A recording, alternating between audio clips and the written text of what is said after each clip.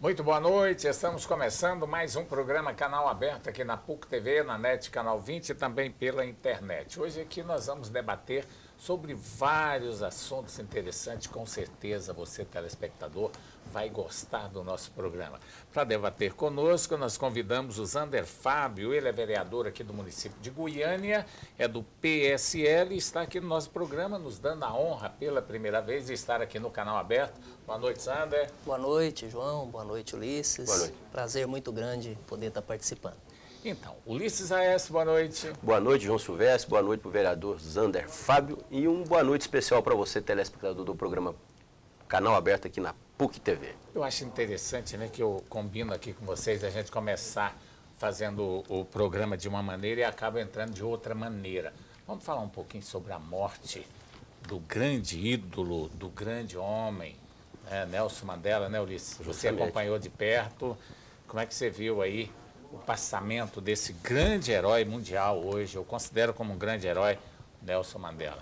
É com grande pesar que o mundo assiste, vamos dizer, cenas do velório, do passamento de Nelson Mandela, um dos ícones da África do Sul e um dos líderes pacifistas do mundo, né? Ou seja, passou 27 anos lutando, ou seja, e neste momento, ou seja, nesse período em que ficou na cadeia preso, ou seja, sob a ditadura branca dos sul-africanos, não se esmoreceu em nenhum momento, ou seja, continuou a sua luta.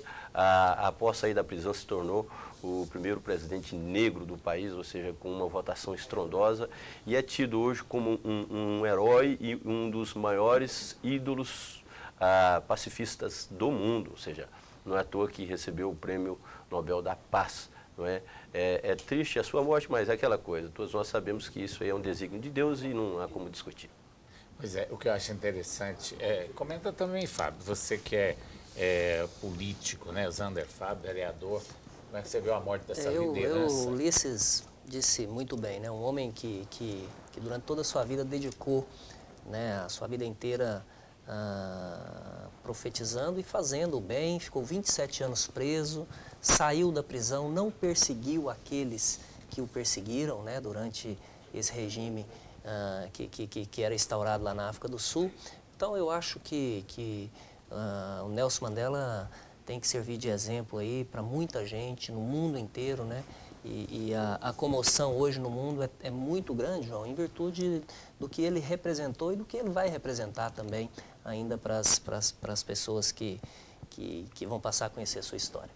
Um detalhe interessante, eu não sei se as pessoas vão me interpretar mal aqui, mas eu acho que o correto da humanidade era não precisar de um Martin Luther King, não precisar de um Nelson Mandela, porque realmente é uma grande vergonha o racismo no mundo, né? Lógico. Infelizmente, foi necessário que surgissem homens como esses para poder mostrar para a humanidade que todos nós somos iguais. Porque, na verdade, eu não concordo com o racismo, nunca concordei. Eu acho que todos os seres humanos são iguais, não, independente de cor, independente de raça, independente de situação financeira. Mas, infelizmente, essa humanidade, ela foi mal iniciada, né? Iniciou de uma maneira errada, porque já deveria ter iniciado com esse espírito desde as cavernas, mas, infelizmente, aconteceu isso. E veio grandes exemplos. Né? Martin Luther King foi nos Estados Unidos, né? Brigou, lutou para acabar com o racismo, que era uma vergonha para um país como os Estados Unidos da América, o racismo da maneira como tinha lá. Já Nelson Mandela, num país onde a maioria era de negros, onde os brancos foram para lá, né? Colonizaram, se autodenominaram superior, tomaram conta a força do país, né? E, de repente, teve que surgir um negro entre os milhões de negros para poder lutar. Sofreu como sofreu Cristo, de uma maneira diferente, é claro, mas ficar 20 anos na cadeia, 25 anos, 27 anos, não é mole, não. Não é brincadeira, né? É terrível ficar 27 anos. Depois ele teve, como disse o Ulisses, como disse você, a hombridade de ser presidente e não prendeu sem perseguir ninguém. Não perseguiu nenhum branco. Isso faz com que o diferencial dele fosse maior ainda e que realmente ele se tornasse esse ícone hoje mundial da liberdade dos negros. Não concordo, jamais vou concordar com a discriminação, tanto financeira quanto de cor nesse mundo. Para mim, todos são iguais. Ulisses, vida que passa, vida que segue, né? Vamos falar de outro assunto aqui com o vereador Zander Fábio. Zander, você é do Grupo Moderado, né? Isso, fui. Como é que é esse grupo? Quantas pessoas? Quantos vereadores? Nós somos em 5 vereadores, eu fui o idealizador desse grupo no primeiro momento. Né? Nós temos lá o vereador Antônio Shoa, que é do meu partido, do PSL. Nós temos também o Divino Rodrigues, que hoje é do PROS. O vereador Paulo da Farmácia, que também é do PROS. E o doutor Bernardo do Cais, que é do PSL. O Grupo Moderado surgiu no início do mandato. Quando terminamos ali as reuniões para a eleição da mesa diretora, eu propus a esses vereadores, pelo nível de relacionamento que a gente criou nesse primeiro momento, para que a gente pudesse fazer uma coisa diferente dentro da Câmara. Várias vezes, por vários mandatos, alguns outros vereadores, João, tentaram fazer um bloco, né, porque a gente sabe que na Câmara Municipal a questão do bloco ela é meio complicada, né, Ulisses? Por quê? Porque existem interesses, né, de segmentos, existem interesses, às vezes, pessoais e, às vezes, até de vaidade. O bloco moderado, vereador, figurativamente é aquele que não acende vela nem para a oposição nem para a situação. Nós procura ali um equilíbrio. Nós procuramos um equilíbrio entre não fazer oposição por oposição e também não ficar também votando agachado para tudo aquilo que chega lá do Executivo. Né? Quando eu digo votando agachado, é porque existem alguns vereadores que fazem esse papel. E nós quisemos votar de acordo com os interesses da comunidade, da sociedade. Aquilo que a gente entende que o prefeito, uma matéria do prefeito seja uma matéria que seja boa para a cidade, nós votamos. O que a gente entende que não, nós votamos contrário. E assim acontece com a oposição também. Agora, esse bloco com 5 vereadores, a tendência deles são diversificadas, por exemplo? Na eleição para governador, por exemplo, vão ficar um grupo de um lado, um grupo de outro, ou são fechados? Quando nós fizemos a composição desse bloco, o nosso combinado é que esse bloco fosse, a sustentação dele fosse apenas para a Câmara Municipal. Né? Até porque hoje existe a questão partidária, né? Nós sofremos com a questão partidária com relação ao bloco em alguns momentos, mas nós conseguimos, né, fazer com que o bloco tivesse essa unidade com relação às questões de plenário, às questões que deferem a respeito do papel do vereador dentro do plenário. Fora isso, a gente está livre para cada um. Os vereadores do bloco moderado, eles sofrem algum tipo de represália, algum tipo, por exemplo, assim, de proibição por parte do Executivo Municipal ou não? Eu digo porque, por exemplo, a oposição geralmente reclama os vereadores não são contemplados porque fazem, de fato, oposição ao Executivo. Os da situação são contemplados porque dão apoio, ou seja, é aquela base, o grande paredão que apoia, inclusive, a aprovação de todos os projetos. O senhor tem sofrido isso na Câmara Municipal ou o prefeito tem agido, vamos dizer assim, com uma certa independência e equilíbrio? Não, eu acho que o prefeito entendeu agora, nesse momento, o papel do bloco. Todos nós do bloco, temos muito bom relacionamento com a prefeitura, com o seu secretariado. Nós exigimos o papel nosso de vereador. Né? Aquilo que o vereador precisa fazer dentro do governo, a gente corre atrás e a gente luta para fazer. Nós temos bom relacionamento, Ulisses, tanto com o governo do Estado, né, que é a base da oposição lá, com os vereadores oposicionistas, e temos bom relacionamento com o prefeito. É claro que no momento em que se vota uma coisa que é de interesse do Executivo e que não vai aos interesses do Executivo na nossa votação, eu não digo represália, mas é claro que você não tem o mesmo atendimento de um vereador da base. É interessante que a Câmara Municipal ela teve um período muito ruim, há uns anos atrás, né, uns 2 mandatos atrás, aí, passou por vários escândalos. Depois nós tivemos agora uma boa administração aí do Irã Saraiva, conseguiu resgatar a Câmara Municipal. Francisco Júnior também teve uma boa administração. Aliás, começou aquela recuperação exatamente no Francisco Júnior, né? Como é que está a Câmara hoje, a situação? O vereador hoje, ele está tendo assim, aquele respeito da comunidade? Como é que ele está sendo visto no meio da população? João, eu estou no meu primeiro mandato, né? Eu tenho visto que nós temos que caminhar muito ainda para que a gente possa ter o respeito da população. E isso em virtude de muito disso que você falou, né? Eu acho que as práticas políticas, até os posicionamentos, viu, Ulisses? Talvez em virtude de tudo que o Ulisses falou.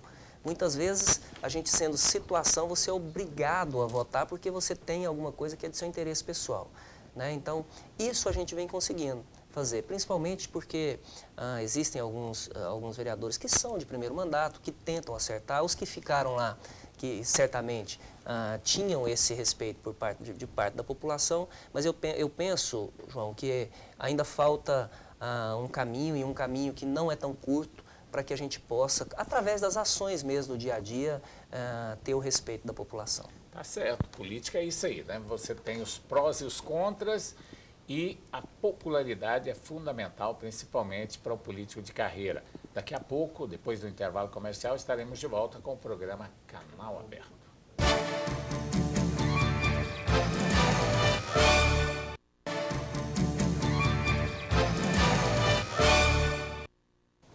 Estamos de volta com o programa Canal Aberto aqui na PUC TV, na NET Canal 20, também pela internet. Estamos conversando com o vereador Zander Fábio e Ulisses Aécio, conversando aqui com o Zander e também emitindo as nossas opiniões. Um projeto do vereador é sobre acessibilidade. É um assunto interessantíssimo, porque hoje, com o envelhecimento da população, com a situação de muita gente aí, cadeirante, pessoa com deficiência visual, a cobrança é muito maior das autoridades, as cidades, a maioria das cidades do país não estão preparadas para receber, né, para dar condições de vida para essas pessoas, principalmente quando a gente se fala de idosos. O Brasil está ficando velho, a maioria da população está aumentando cada dia mais a perspectiva de vida e as cidades precisam se preparar para conviver com isso. E o senhor tem um projeto lá na Câmara, está em tramitação. Isso. Como é que é esse projeto? Olha, João Silvestre, esse projeto, ele na verdade, existem muitas leis de acessibilidade que não são cumpridas, viu, Ulisses? O que nós temos que fazer na nossa cidade, eu tento todo dia, quando faço uso da tribuna ou quando falo, é fazer com que as leis que já existem, às vezes, serem cumpridas, né?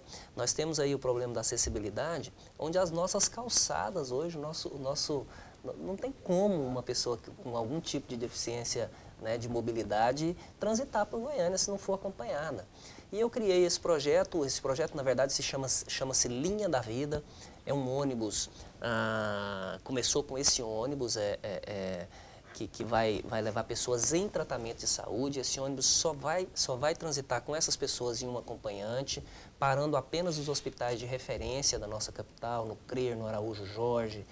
Esse ônibus seria um ônibus diário, um transporte diário. Um transporte diário. Um transporte coletivo. Nas linhas principais, certo. Cada linha principal de ônibus, né, ele não é um ônibus que vá buscar em casa, uma van, certo. não. É um ônibus que vai transitar nas linhas principais de 40 em 40 minutos, um ônibus todo plotado, né, para a pessoa saber que ele é um ônibus diferenciado, e a pessoa, para ter acesso a esse ônibus, tem que através de um laudo médico, ir ao órgão da prefeitura que será responsável para que tenha ele. E dentro desse projeto, a gente englobou todos os outros conceitos que faz com que uma pessoa que tem alguma deficiência de mobilidade seja inserida. Desde de largura de portas em estabelecimentos comerciais, em bancos, rampas, calçadas, e ele mexe muito até com o código de posturas da nossa capital.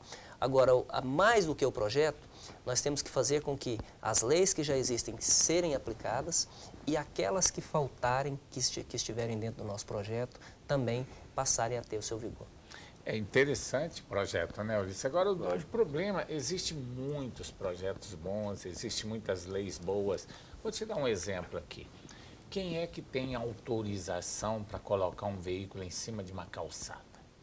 Quem é que tem autorização para colocar o veículo em cima de uma passarela ou impedindo aqueles locais onde reservado ao cadeirante? A polícia militar parece que tem, a polícia faz a polícia existe, só isso, que ninguém cumpre. É necessário que as pessoas cumpram a lei. Mas você também, falou uma coisa certa, João. Eu até perguntar para o vereador aqui, a polícia pode fazer isso? Eu digo assim, dentro da legislação? Na verdade, a polícia, dentro da legislação, ela tem prioridade, né, mas em caso de ocorrência, né, para estar estacionado em qualquer lugar. Eu vejo muita coisa errada. Vou te dar um exemplo. Esses dias eu levando a minha filha à escola e ali na Alameda do Zoológico, ali, Alameda das Rosas, o trânsito parado e o pessoal saindo e tal, e um carro da polícia no meio do trânsito andando vagarosamente, parando todo o trânsito, até na Avenida Portugal. Então tem algumas coisas que são abusos, né? Que a gente acha que mesmo por parte... Esse aí mesmo é um abuso. É um abuso. Outro né? abuso também que nós temos visto demais, caminhão de lixo, caminhão recolhendo entulho no horário de pico. Isso. Né? 18 horas. Não, e o pior de tudo é o seguinte, porque ele para. O problema não é ele pegar nesse horário não, né, João? O problema é ele obstruir o trânsito. Geralmente para na frente daqueles condomínios, aqueles prédios que praticamente, vamos supor, tem uns 800 famílias, morando, ou seja, para ali, recolhe todo o lixo, demora 5... A via é curta, não né? passa dois carros, a não ser o próprio... É natural o seguinte, quando tem uma pista única, que tem 2 ou 3 filas de veículos, se tem um carro parado de maneira irregular, ele tumultua atrapalha todo tudo. tudo. E você, João, falou uma coisa que é muito interessante, que eu tenho até um projeto também, que tenho certeza que não vai passar esse projeto, por quê? O legislativo hoje, Ulisses, é muito agachado. Hoje a gente não pode, eu não posso, às vezes eu tenho um projeto inteligente, mas que demanda recurso financeiro. O vereador não pode apresentar, você tem que apresentar a ele um projeto apresentativo ao executivo para que ele possa remeter se ele tiver o interesse. E muitas vezes, se o vereador for um vereador de oposição, ou se não chegar... Sugestão, sugestão então, existem muitos bons projetos, né, que você tem que fazer dessa forma. Um desses é a criação do Hospital Público Veterinário, que nós estamos lutando para que tenha também. São Paulo já existe. Já existe em São Paulo. Foi implantado em São Já Paulo. está implantado e com muito sucesso. Né? É um caso de saúde pública, é um dinheiro que não se usa, né? Muita gente me pergunta, Ulisses, na rua, fala, mas eu não tenho nem uma saúde de qualidade para o meu filho, você quer fazer um hospital para cachorro? Não. Eu quero fazer uma unidade de bem-estar animal, usando as estruturas que já existem através de convênios com a Universidade Federal, com as próprias clínicas veterinárias particulares, com um dinheiro que não é da saúde. Aliás, dinheiro que é ambiental. Não é querer nem desautorizar nesse projeto, falar que esse projeto do senhor não é interessante, inteligente, não. É até mostrar o seguinte, para o próprio telespectador, que um projeto como esse daí, no primeiro mundo, já existe há 300 anos. Há muito tempo. Então, o que o vereador está fazendo é justamente, ou seja, querendo atualizar a Goiânia. Nós não podemos ficar a reboque, ficar com aquela mentalidade roceira, atrasada, para o resto da vida. Então é necessário isso. Muitas pessoas, nós sabemos, muitas pessoas adoecem porque os seus animais de estimação somem ou então às vezes morrem e são doentes. Vou te dar um outro exemplo, até muito prático, com relação ao Hospital Albert Einstein. Na ala das crianças, aquelas crianças que estão se recuperando, João Silvestre, de câncer, por exemplo, eles criaram a medicina PET, um contato com os animais. Essas crianças que têm, no período de recuperação, um contato com algum animal, cachorro, né, um animal, um passarinho, ela recupera 70% do tempo mais rápido do que ela recuperaria sem um animal. Né? A ligação, né, desculpa interromper, mas a ligação entre uma criança e um animal é muito forte. Qualquer criança que vê um cachorrinho, ele já sorri, já quer pegar o bichinho, entendeu? Então, eu acho que o mesmo fato que nós falamos ainda há pouco do racismo, onde as pessoas discriminavam as pessoas, né, só por causa da cor, hoje nós estamos vivendo isso. Nós temos um grupo de pessoas muito grande que são adeptos, apaixonados pelos animais, que tratam os animais com respeito, que dão carinho para os animais. Eu vou dizer, é verdade, como se fosse todas as ações, João, todas as ações que eu faço, eu tenho um trabalho de mídia social muito forte, todas as ações que eu faço com relação ao hospital veterinário tem uma comoção muito grande. E repetindo, é um dinheiro, não dá 0,3 do dinheiro que a AMA, porque eu quero usar um dinheiro ambiental, porque é uma questão de saúde ambiental. Eu queria até colocar uma coisa aqui, vereador, que existe um projeto também semelhante a esse do senhor, aqui em Aparecida, município vizinho a Goiânia, a capital, do vereador Elvecino Moura, ou seja, que é a construção também de um hospital veterinário, ou seja, em Aparecida de Goiânia. Eu acho que poderia ser, vamos dizer, nesse caso, poderia até ser um hospital conjunto, né? Poderia. Verdade, claro que sim. A questão dos animais é uma questão muito séria, porque hoje já houve uma melhoria muito grande, porque nós não temos mais aquele tanto de cães solto pelas ruas, né? Já tinha, ainda tem, mas já diminuiu muito. E a própria aceitação dos animais junto à população, que eu acho de suma importância, E é necessário também pelo fator social, porque da maneira com que está, só uma pessoa que tem um poder aquisitivo pode ter um cãozinho. Isso. E pode dar uma vida. E o nosso projeto fala ele, né? sobre isso, sobre a adoção responsável. A pessoa, a partir do momento que adotar, porque muita gente adota um cachorro, Ulisses e João, e depois não tem condições de cuidar, porque uma consulta de um veterinário particular é o mesmo que uma consulta de um ser humano. Custa aí 150, 200 reais. Né? Então ela não tem condição de fazer. A manutenção também é grande, as vacinas, né? Então, e uma coisa, vereador, em se tratando dos animais, eles têm um grande apelo hoje dentro da sociedade. Embora, por exemplo, ainda existe aquele grupo que se recrudesce e fala, não, tem a mentalidade seguinte, cuidar de animal é melhor cuidar de ser humano, não é? Existe um grupo, por exemplo, que ainda fiscaliza, denuncia, ou seja, os abusos aos animais. Por exemplo, nas redes sociais, todas as vezes, é muito forte esse trabalho. Inclusive, eu não sei se está acontecendo isso em Caldas Novas, o prefeito Evandro Magral é meu amigo, mas segundo informação, a prefeitura estaria fazendo um limpa dos animais na cidade. Ou seja, eu espero que não seja verdade, prefeito. Não, não esteja eutanasiando, limpa, né? De maneira truculenta? Tirando os animais das ruas, ou seja, através de carrocinha. Mas aqui em Goiânia a gente ainda precisa, eu tive conversando com o secretário de saúde ainda essa semana, porque eu tive uma denúncia do meu gabinete de que o nosso centro de zoonoses aqui estava exterminando muitos animais. E eu fui, né, no período, fazer essa investigação e descobri que hoje, um exemplo, que é o CCZ de Osasco, lá tem 2 médicos veterinários, João. E eles fazem lá apenas 300 eutanásias durante o ano. Aqui nós temos 17 e estão eutanasiando 5 mil animais. Então tem alguma coisa errada. Né? Não tem política pública. Né? Enquanto os 2 fazem quase 2.000 castrações, os nossos 17 aqui não fazem 200. Então, falta política pública também de respeito com esses animais e eu tenho cobrado muito essas ações na Câmara. Fui no secretário de Saúde, né, porque nós recebemos essa denúncia de que estava havendo esse maltrato com os animais aqui no nosso centro de zoonoses e nós estamos aí pegando no pé do Dr. Luiz lá para que ele possa humanizar o centro de zoonoses. Tá certo. Bom, nós vamos para mais um intervalo comercial. Daqui a pouco estaremos de volta com o programa Canal Aberto.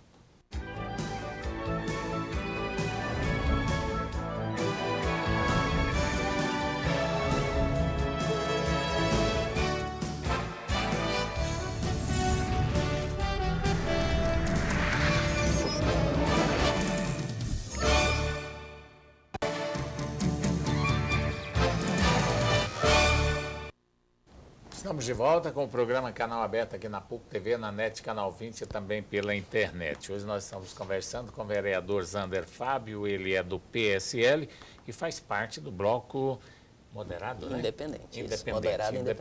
Moderado lá da Câmara Municipal de Goiânia. O Zander foi eleito com 3.182 votos. Eu vou até fazer uma pergunta para ele, João, em relação ao independente e moderado. Eu troco muito, sabia?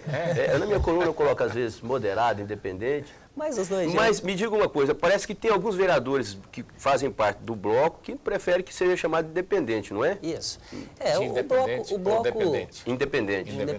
Mas o bloco, o nome do bloco foi dado moderado e independente, porque para se ter independência tem que ter moderação. Então quando eu escrever independente e moderado... Não tem problema. A ordem dos fatores aí não vai alterar o produto final. Olha, eu acho até, né, que todos os blocos, todos os partidos deveriam ser moderados.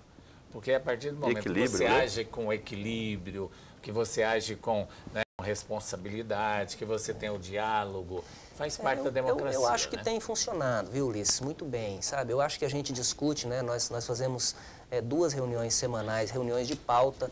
Nós, só para se ter uma ideia, nenhuma bancada nesses 11 meses de plenárias votou coesa. Né? Nós votamos sempre 5-0, nós não tivemos uma distorção, nós podemos até divergir antes das votações. Na discussão de alguma matéria, aconteceu lá de algumas vezes, por exemplo, um vereador falou, olha, eu acho que isso aqui tinha que ser assim e tal, mas aí nós fazemos uma votação antecipada, deu 3-2, o vereador perdeu, nós votamos em bloco. Eu não vou pedir o senhor para falar não, porque senão o senhor vai... Não, mas eu falo. Não, mas... Ali ainda existe muito vereador que é de cabresto, né? Ou seja, que vota de acordo com o prefeito. Eu acho que existe geralmente essas grandes votações, por exemplo, igual o do plano diretor, se foi uma confusão, o IPTU agora também, né? Sempre se vê isso, né? Parece que o próprio vereador se volta contra a própria população para defender Eu acho que cada um tem um mandato que merece e que escolhe, né? E eu acho que muita gente, muitas vezes, a gente, por algum interesse pessoal, escolhe um caminho e às vezes esse caminho fica comprometido, né? Então, essa é a grande vantagem que eu vejo do bloco, viu, Ulisses? É a gente poder chegar lá e votar de acordo com aquilo que a gente acha que é bom para a população. Agora, eu já não penso bem assim, Ulisses. Eu acho o seguinte, quando se forma uma coligação, quando se faz um projeto de governo e que se elege, aquele grupo se torna coeso. E quem comanda realmente o grupo é o líder maior, no caso o prefeito ou o governador. O executivo, né? Então não adianta você fazer uma coligação e depois chegar lá cada vereador querer ser partir independente. para um lado, né? Aí não dá. Aí você está dividindo a responsabilidade de governar. Eu assim, quando a sua pergunta... Quando você é da base, você vai governar. Tem que agir como base, né? Com a base. Quando você é oposição, você age como oposição. Eu admiro muito uma característica do prefeito Paulo Garcia, que é a do respeito. O prefeito Paulo Garcia, a gente pode falar que às vezes acerta aqui, erra ali, que é natural de todos nós. Pelo menos conosco, com relação ao bloco, ele é sempre muito republicano. Aquelas matérias que ele entende, por exemplo, que é uma matéria que demanda o voto qualificado, em que aí o bloco moderado é imprescindível no voto qualificado, quando o quórum exige 24 vereadores, sem o bloco moderado, nem a oposição trabalha e nem a situação, o prefeito tenta nos chamar, nos explicar então, o que é o ponto de prefeito é aquele vista que você pode dizer seguramente que não persegue quem se opõe. No nosso caso, com certeza, agora, nós não são sofremos nenhum tipo de perseguição. 35. Né? 35 vereadores. São 5 desse bloco. A oposição tem quantos? A oposição hoje tem 10 vereadores, né? 10 que são vereadores. Oposições bem... Então, somando com o de vocês, são 20 a 15, São né? 15, né? 15, 20 a 15. A questão do voto do bloco moderado é a seguinte, João Silvestre. É porque se o bloco moderado vota com a situação, ele dá 5 votos que desidrata a oposição. E se ele vota com a oposição, em algum tipo de matéria, ele deixa, não são 5 votos, ele deixa de dar 5 para a situação e dá 5 para a oposição. Então, aquilo dá exemplo do que aconteceu com os professores, né, na questão do difícil acesso dos professores. O bloco moderado entrou em votação e a votação que estava lá 15 a 12, né, reverteu para 16 a 15, aí criou toda aquela questão. Dá um certo equilíbrio, né? Isso faz com que o prefeito cobice vocês, ou tenha um tratamento diferenciado ou não? Cobiça, né? Eu digo que a gente, nesse ponto, tanto da oposição quanto do prefeito, a gente consegue aquilo que a gente queria quando eu propus a formatação por exemplo, que é o respeito. Em relação aos vereadores, aquela greve, aquela ocupação que teve na Câmara Municipal de Goiânia, todos nós sabemos que a oposição teve, vamos dizer assim, uma boa aceitação por parte dos grevistas, dos manifestantes, né? Até porque eles estavam apoiando esse movimento paredista dos professores.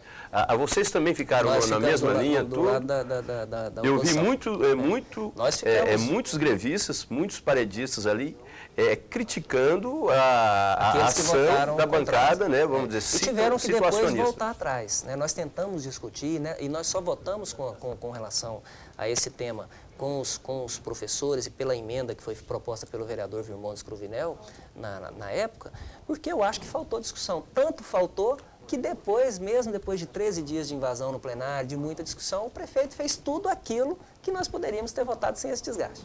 Tá certo. Vamos falar de política, né, Ulisses? Nosso programa aqui, a gente fala de política de vez em quando, né? De vez em quando, sempre. de vez em sempre.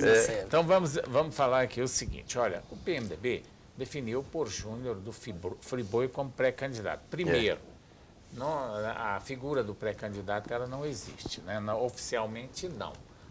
O partido pode até dizer, olha, o nosso pré-candidato está querendo ser candidato. Então, não tem nada definido, porque a legislação brasileira não permite a figura do pré-candidato. O partido, sim, pode discutir candidaturas em locais adequados e tal. Só que A imprensa, nós da imprensa, não deixamos a coisa ficar lá dentro, né? Nós jogamos para fora mesmo. Lógico. Porque o papel da imprensa é informar. Cutucar. O papel da imprensa é cutucar, é mexer, amassar é falar, mais é ainda a opinar. massinha, tudo. Eu até acho, ô Júnior do Friboi, deixa eu dar um recado aqui para você. Eu acho que uma campanha, um pré-candidato, ele deveria começar pela imprensa. Não é, Ulisses? Lógico. Eu acho que o grande adversário do Júnior do Friboi hoje chama-se imprensa. Imprensa. Até porque ninguém conhece qual que é o propósito A dele. imprensa. Começou errado, então, a candidatura, porque eu acho o seguinte, não é porque eu sou da imprensa, não. É porque a gente está vendo, né, Ulisses? A imprensa, de uma forma geral, assim, grande parte da imprensa, não vê com bons olhos a candidatura do Júnior, basta você ler o que está escrito. Tá certo? É porque, na verdade, é o seguinte, a estratégia dele parece que começou... para fingir que eu estou fazendo Sou o contrário, né, Ulisses? A estratégia dele parece que ele começou assim, tentando convencer os prefeitos, as bases aliadas, assim, ou então até mesmo os políticos do diretório do partido, ou seja, fazer um grande convencimento a fim de limar a candidatura, ou então a pretensão da candidatura do ex-prefeito Iris Rezende. E esqueceu da imprensa, ou seja, de colocar qual é o seu propósito como candidato ao governo. Eu falo isso porque hoje o programa Canal Aberto faz parte da grande imprensa de Goiás. Lógico. Nós somos a grande imprensa. Tem pouquíssimos programas de televisão que têm, né, a condição de debate como nós temos aqui, onde todo mundo opina, todo mundo fala. Então eu vejo o que está escrito na maioria dos jornais, que é comentado na televisão, que é comentado pelos colegas de imprensa, que realmente a aceitação do Júnior do Friboi no meio da imprensa não tem sido boa. Talvez a assessoria dele não tenha, né, colaborado para que ele cresça nesse meio.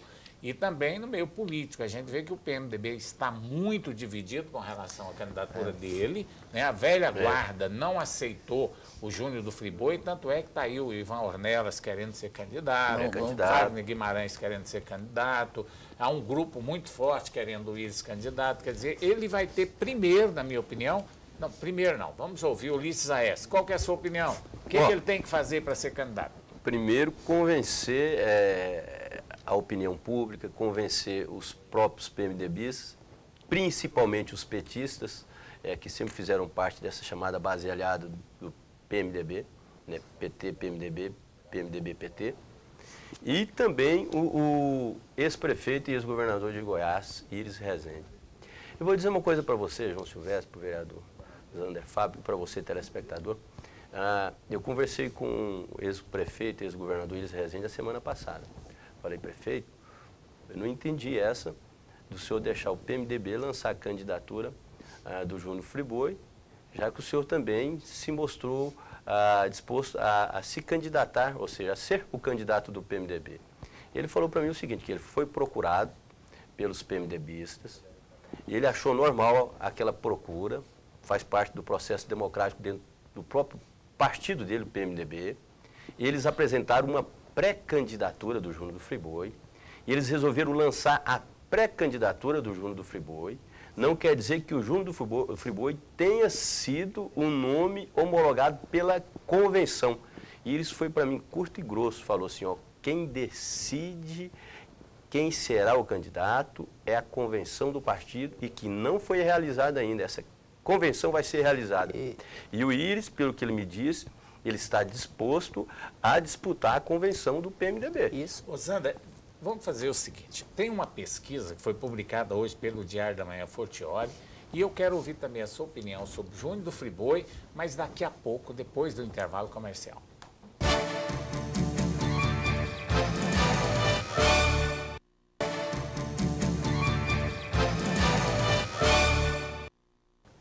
Estamos de volta com o programa Canal Aberto aqui na PUC TV, na NET Canal 20. Olha, gente, o assunto aqui está começando a ficar bom, né?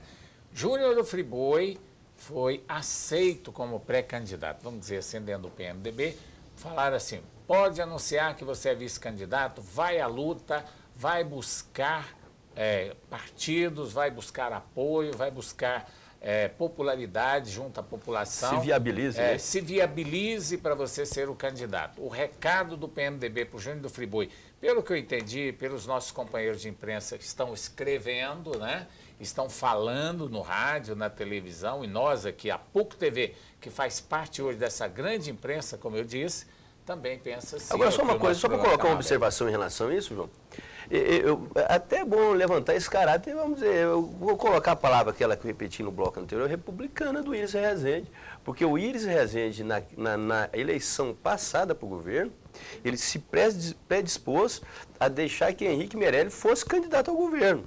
Não é? Colocou, pediu para o Henrique Meirelles, o Henrique não quis, ele foi e assumiu a candidatura. Então, para você ver, pode ser que esse processo também se dê da mesma forma. Está deixando o juro do Friboi, vai. Não deu conta, meu irmãozinho, ó, tchau. Verdade.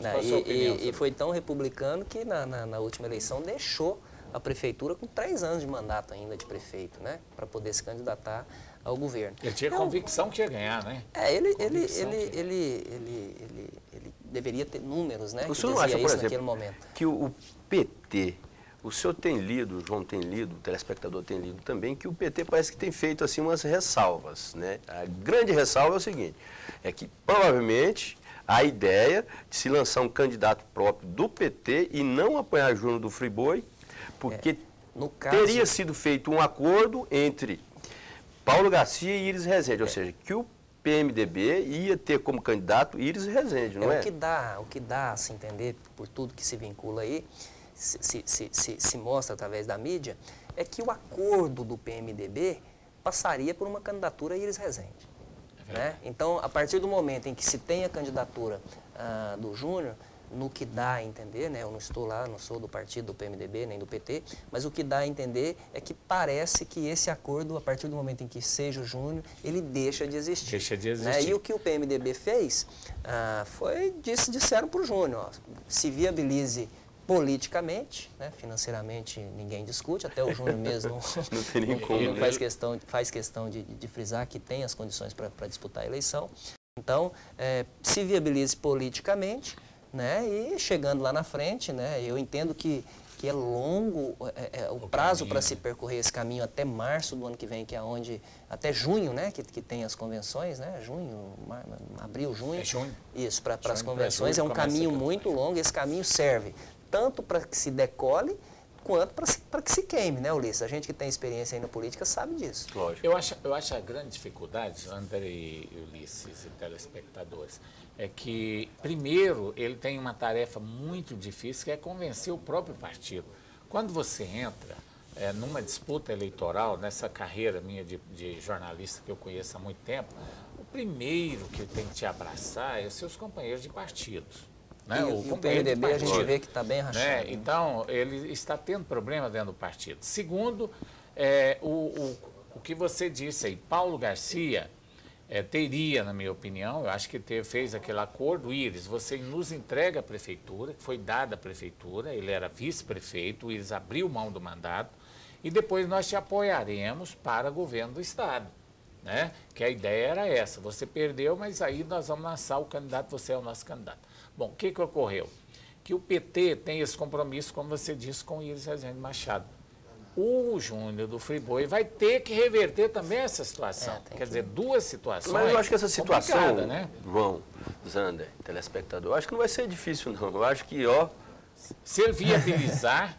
Lula, o dedão do Lula. O dedão do Lula, eu acho ele tem o aval do vice-presidente, do Michel Temer, né? Que foi quem disseram que a candidatura dele né? Foi, vamos dizer assim, urdida, foi articulada, arquitetada através do ex-presidente Lula, que conversou com Michel Temer, ou seja, o que se viu, o que se leu, o que se ouviu nos veículos de comunicação. Então, logicamente que um telefonema do ex-presidente, uma vinda dele aqui, ou então uma chamada, assim, vamos dizer, na regulagem do pessoal, provavelmente eles... Mas ainda tem um terceiro fator que eu vou colocar agora. Primeiro, viabilizar dentro do seu próprio partido. Segundo, convencer o PT que ele realmente é o nome forte para ganhar a eleição.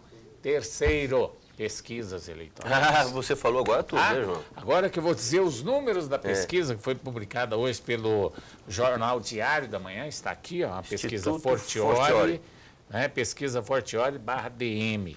Foram entrevistados aí cerca de 1.200 eleitores, 66 municípios do estado, a margem de erro de 3%.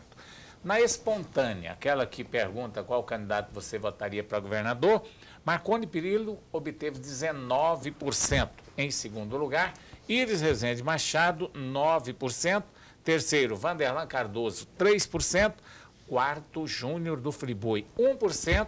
Quinto e também quarto, né, porque está com 1% também, empatado, né? O Antônio Gomides, empatado aí com o Júnior do Friboi com 1%.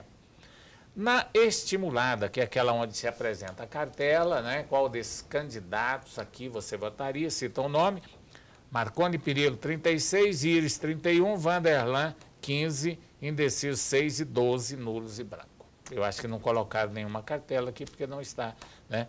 Mas então, o que eu quero dizer com isso, Luiz? Que a grande pesquisa, normalmente, é a espontânea. E com 1%, Júnior do Friboi, badalado como foi e que está sendo, ele tem quantos por cento? 1%. O Antônio Gomides, que não foi candidato, Não é candidato, não falou que é candidato ainda, ou seja, não está fazendo não está saindo na mídia todos os dias, ele tem quantos por cento? Tem 1%. 1%. É. Agora, o que ocorre? O que a gente tem que analisar é o seguinte: viabilizar a candidatura, o Júnior do Friboi pode viabilizar. Eu queria mostrar tempo. Eu queria mostrar nessas perguntas que eu fiz o seguinte, que Júnior do Friboi, ou seja, ainda está, assim, vamos dizer, a desejar em relação ao seu desempenho eleitoral. Porque o Antônio Gomides aparece atrás, ou seja, quase que colado praticamente. Agora, tem muita gente que compara, Zander e Ulisses, amigos telespectadores, com a eleição de 1998, Marconi Perillo. Primeiro, é preciso analisar o quadro da seguinte forma.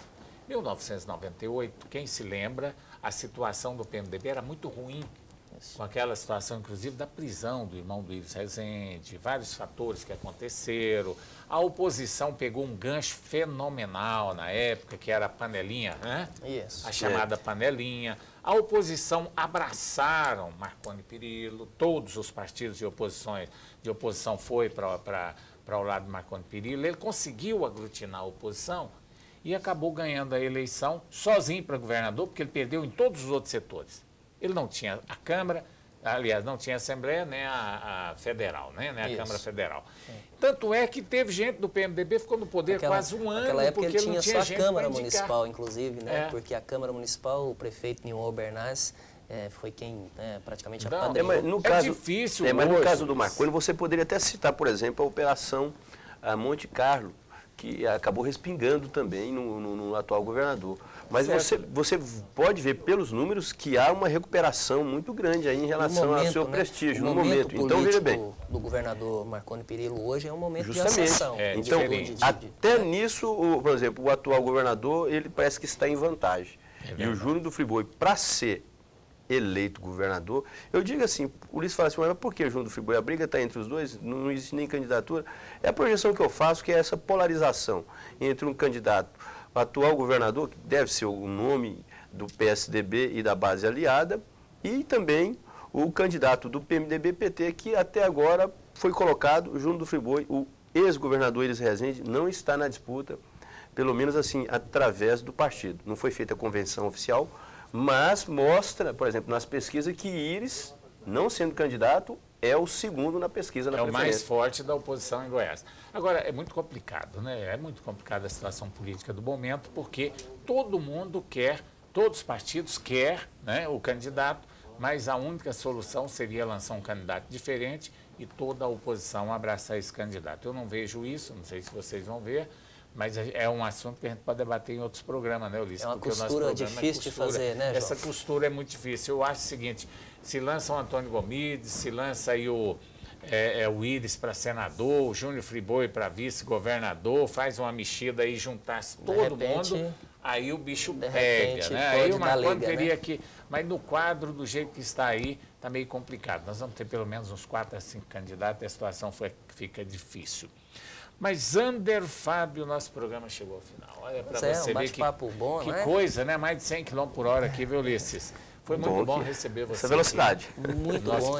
Eu é que agradeço e, assim, eu tinha muita vontade de participar do seu programa. Sou um telespectador assíduo de vocês aí, sou fã do Ulisses, leio todo dia a coluna do Ulisses lá no Diário.